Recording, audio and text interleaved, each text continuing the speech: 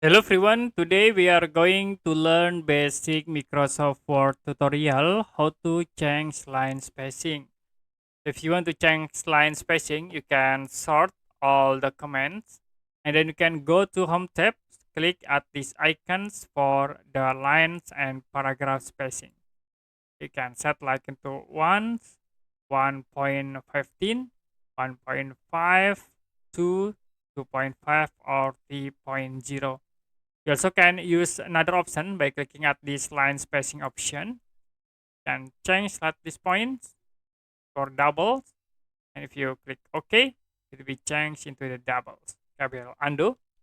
The other option, you also can go into the design tools and you can click at this paragraph spacing. There are other options. No paragraph space.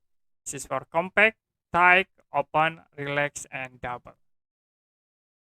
Okay, that's it for basic Microsoft Word tutorial, how to change line spacing.